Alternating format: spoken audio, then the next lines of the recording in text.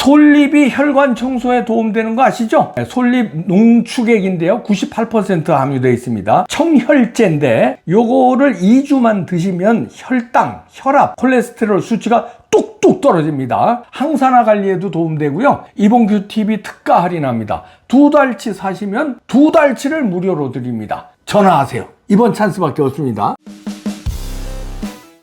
네, 애국투사 변호사 권호영 변호사 연결해서 알아봅니다. 안녕하세요. 네, 안녕하세요, 박사님. 네, 감사합니다. 네, 우리 권호영 변호사님은 뭐 우리나라를 위해서 여러 가지 행동과 법률 싸움 그다음 말씀을 해주시지만 특히 부정선거에 대해서 오랜 기간 같이 힘을 보태주고 계시는데 한미일보에서 집중적으로 지금 보도하고 있는데 큰 방향을 안 일으키는 것 같아요. 네, 네. 뭐 물론 이제 한미일보가 아직은 그 메이저 언론은 아니지만 그래 네. 상당히 특종을 많이 이제 많이 했죠. 있고, 네. 네, 특히 거기 지금 발행인이 허겸 기자거든요. 네. 전에 스카이데일리 사회부장이었고, 네. 또 부정선거 뭐 여러 가지 특종을 많이 이제 네. 그 기자인데 이분이 전에 그 미주중앙일보 기자였고요. 네. 또 그 4.15 총선 후에는 한국에 들어와 있으면서 실제로 이제 그 부방대 활동도 같이 하면서 네. 현장에서 그런 것들을 많이 보고 본인도 어떤 직접 뭐 부정선거 그 뭐죠 지금 뭐 그 법원에서 뭐 투표지 빼돌린다 뭐 이런 건 직접 자기가 듣고 그 녹음해가지고 그것도 보도하고 뭐 이런 분인데 네. 상당히 성실하고 실력이 있거든요. 그렇죠. 네.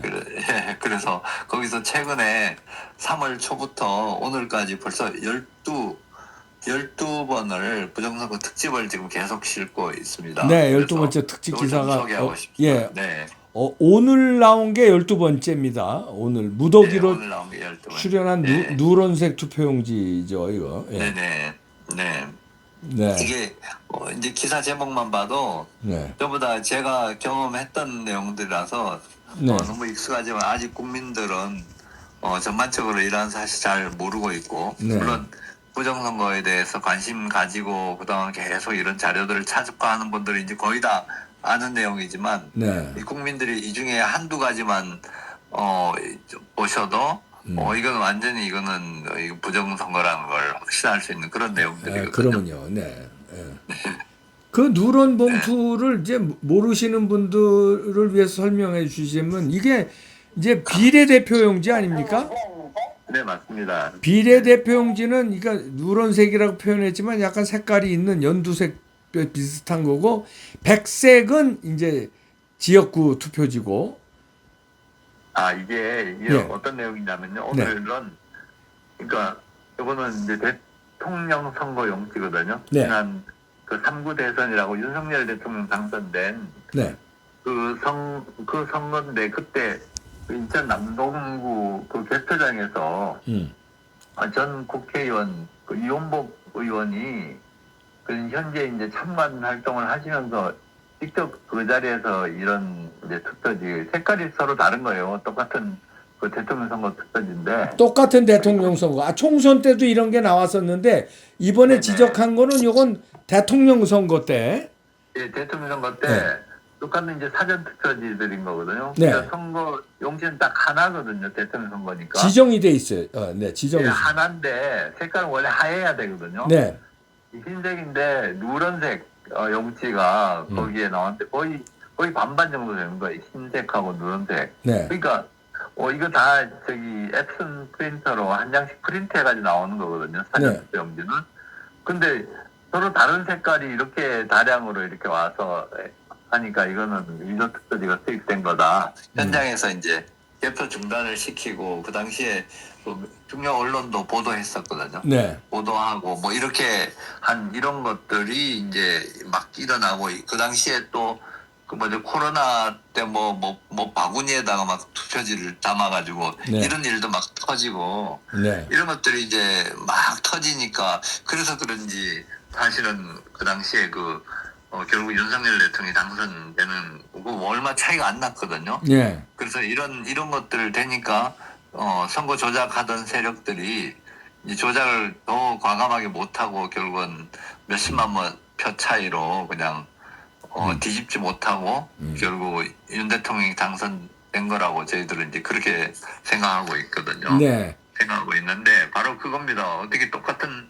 선거에 투표지가 색깔이 서로 다르냐. 이거는 한쪽은 부정선거의 증거다. 그리고 이건 여기만 아니라 그 이종원 씨라고 네. 이 투표지 사회가 가지고 있었는데 나왔었죠. 6장. 예, 네. 예. 거기서도 이분이 처음에 발견한 게 비례대표 용지인데 원래 연두색이거든요. 그게 비례대표는 색깔, 연두색이에요. 예, 네. 예, 연두색인데 색깔이 다른 두 가지 사전 투표지가 그냥 잔뜩 있는 걸 보고 이분이 그걸 동영상을 찍고 해가지고 현장에서 개표 중단을 하고 그걸 확인을 요구를 했는데 결국 선관위원장이고 아무도 거기에 반응 안 하고 경찰관도 불렀는데 도로 그냥 선관위 직원들이 내보내버리니까 아무것도 안 이루어지니까 이분이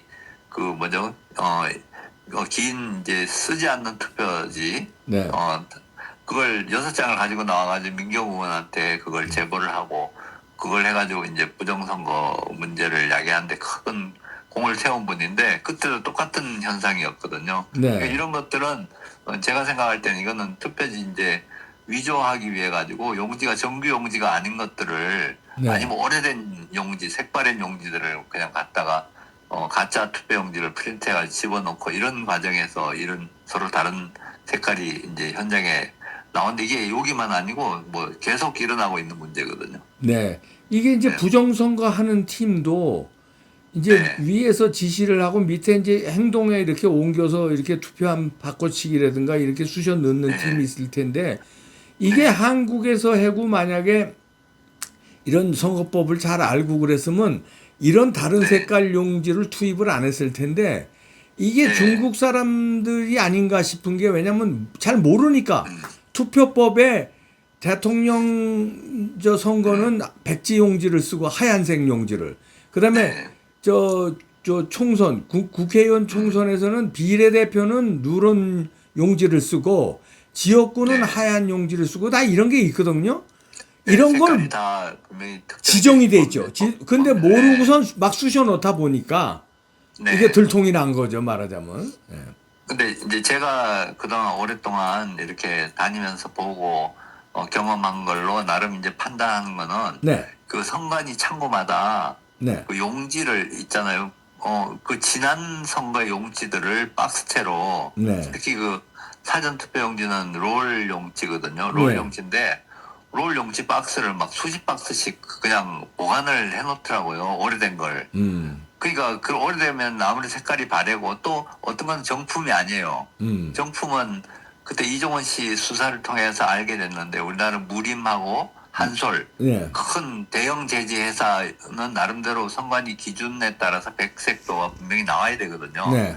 근데 그게 아니라 그냥 이상하게 뭐 화장지 만든 회사 이런 데서 만든 것도 갖다 박스채로 갖다가 용지를 갖다 놓는 거예요. 네. 그러니까 이게 아마 오랫동안 부정선거를 해오다 보니까 그냥 그런 용지를 내놓다가 나중에 이제 다시 프린트만 하면 투표용지가 되는 거거든요. 네, 네. 근데 그거는 가짜거든요. 정품도 아니고. 네. 이제 그런 식으로 관리가 안 되는 거예요. 선관위원회 용지 관리가 안 돼요. 그러니까 이런 두 가지 색깔이 나오고 숫자 맞추려고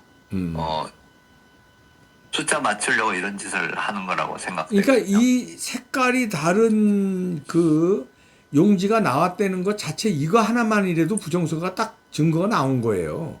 예, 그런 걸 쓰면 안 되죠. 선관위는 다 왜냐면 해당 선거에 다 예산 받아가지고 용지를 다 구입을 해놨을 텐데 추가로 부정한 투표지를 만들다 보니까 용지가 더 필요한 거죠. 그러니까 네. 옛날에 보관하고 그래서 제가 항상 그 권유하는 게 네. 그 선관위 창고에 이런 거 전부 다 청소해가지고 이번 선거에 쓰는 거 아니면 용지를 다 청소해가 치우도록 할 수 있으면 그것만 해도 엄청 막을 수 있다고 보거든요. 네. 아니 근데 이제 요거 조금 제가 뭐 수정하고 넘어갈 거는 이게 네. 색깔이 발해서 이런 거는 아닙니다. 왜냐하면 네. 종이는요 색깔이 발해도 흰색 종이가 이런 식으로 연두색 비스름하게 되질 않아요. 이거는 아, 다른 거를 쑤셔 넣은 거예요. 그냥 다른 거. 그죠. 재고가 예. 아니라 네. 아예 다른 종이. 그러니까 예. 선관위에서 발주한 정식 투표지가 아니라 다른 데서 외부에서 이제 넣은 거거나 아니면